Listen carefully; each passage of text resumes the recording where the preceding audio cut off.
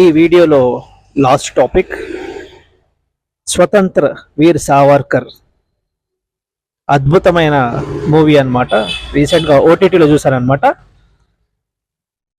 ఈ మూవీ వీర్ సావర్కర్ గారి జీవిత చరిత్ర ఆధారంగా తీసిందనమాట.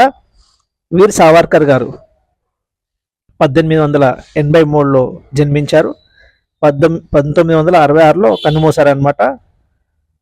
నిత్యం ఆయన బ్రతుకున్నన్ని రోజులు భారతదేశ స్వతంత్రం కోసం పోరాడిన వ్యక్తి, మహానుభావుడు.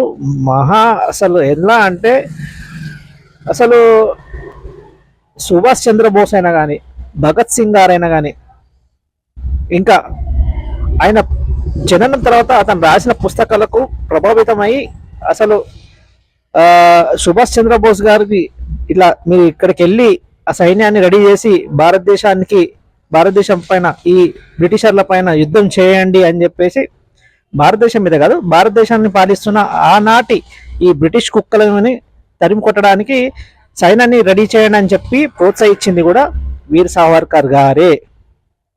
అసలు ఈ మహాన్ భావుడు అసలు ఎందుకు మన పాఠ్య పుస్తకాల్లో లేరో అసలు నాకు అర్థమవుతలేదు అనమాట. అంత గొప్ప మహానుభావుడి జీవిత చరిత్ర ఎక్కడ లేదు, అసలు మన పాఠ్య పుస్తకాలు లేవు. ఇప్పుడిప్పుడు మనకు సోషల్ మీడియా రావడం వల్ల ఇలా మహానుభావుల సావర్కర్ లాంటి వ్యక్తులు, బాల గంగాధర్ తిలక్ లాంటి మహానుభావుల గురించి మనకు తెలుస్తుంది. కానీ లేకపోతే ఈ కాంగ్రెస్ పార్టీ అనే ఈ సో కాల్డ్ ఒక కమ్యూనిటీకి మాత్రమే వత్తాసు పలుకుతున్న ఈ పార్టీ ఎప్పుడు కూడా ఈ మహానుభావుల చరిత్రని పుస్తకాలలో పెట్టేది కాదు. పెట్టకపోవడం ఒకటైతే ఇలాంటి మహానుభావుడిని కించపరచడం కాంగ్రెస్ పార్టీలోని యువ నాయకుడు రాహుల్ ఖాన్కే చెందిందనమాట. ఇది టాపిక్లోకి వద్దాం. వీర్ సావర్కర్ గారు తన జీవితాంతం భారతదేశాన్ని స్వాతంత్రం చేయడానికి, భారతదేశాన్ని అఖండ భారత్గా ఉంచాలని, అఖండ భారత్గా చూడాలనే స్వప్నం కన్నా మహాన్ వీరుడు అనమాట. తను 1883లో పుట్టి 1966లో కన్నుమూసిన తర్వాత ఆ పీరియడ్లో తను 10 సంవత్సరాలు కాలాపాని జైల్లో జీవితం గడిపారనమాట.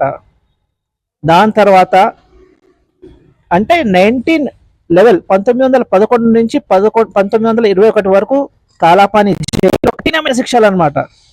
పురుగులు పడ్డ అన్నం తినిపించడము. నార్మల్ అయితే మీరు చూస్తారు కదా, నూనెని తీయాలంటే ఒక ఎద్దుకి కట్టి తిప్పి నూనె తీస్తారు. కానీ వీర్ సావర్కర్ గారిని కట్టేసి ఏదైతే ఎద్దు చేయాల్సిన భూమిక వీర్ సావర్కర్ వారికి కట్టేసి రోల్ కట్టేసి తిప్పి చేసే అట్లాంటి శిక్షలు వేశారనమాట. ఇందులో ఈ మూవీలో ఒక సన్నివేశం ఉంది. వీళ్ళు ఎవరైతే ఈ బ్రిటిషర్స్ వాళ్ళు చదివిన గ్రంథం బైబిల్ చాలా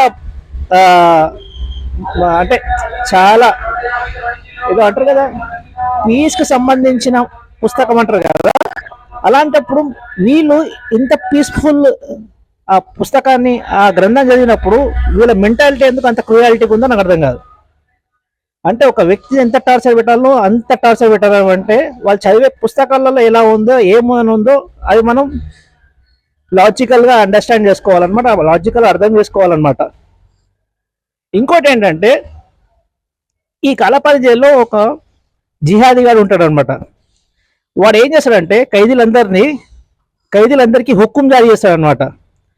ఎవడైతే కల్మా చదువుతారో వాళ్ళకే, అంటే ముస్లింగా కన్వర్ట్ అయ్యి ముస్లిం అని ఒప్పుకుంటేనే వాళ్ళకి అన్నం పెడతా అని చెప్పేసి. అదే జైల్లో మన వీర్ సావర్కర్ గారు ఉంటారు కాబట్టి ఆయన ఏమంటాడంటే సావన చేస్తా కానీ మతం మాత్రం మారాలని చెప్పేసి వస్తూనే ఉంటాడు అనమాట. ఈ జీవిత చరిత్ర అంతా ఈ మూవీగా ఎలా వచ్చిందంటే the Indian war of independence 1857 అని చెప్పేసి వీర్ సావర్కర్ రాసిన పుస్తకం ఆధారంగా ఈ మూవీ వచ్చిందనమాట. దీన్ని డైరెక్ట్ చేసింది ఎవరంటే సందీప్ హుడా అని చెప్పేసి ఒక యాక్టర్ అనమాట. హ్యాట్స్ ఆఫ్ ఆ మూవీకి డైరెక్ట్ చేసినందుకు అతను కో ప్రొడ్యూసర్ కూడా అనమాట. ఒక్కసారి ఆ మూవీ చూడండి, స్వతంత్ర వీర్ సావర్కర్ అని చెప్పేసి ఆ మూవీ ఓటీటీలో ఉంది, అవైలబుల్ ఉంది, చూడండి. ఎలాంటి పరీక్షలు, అసలు మనము ఇంత హ్యాపీగా జీవిస్తున్నాము, కానీ మన పూర్వీకులు ఎన్ని కష్టాలు అనుభవించి మన భారతదేశాన్ని స్వతంత్రంగా తెచ్చారో ఆ మూవీ చూస్తే నీకు కళ్ళలో నీరు వస్తుంది. జై శ్రీరామ్.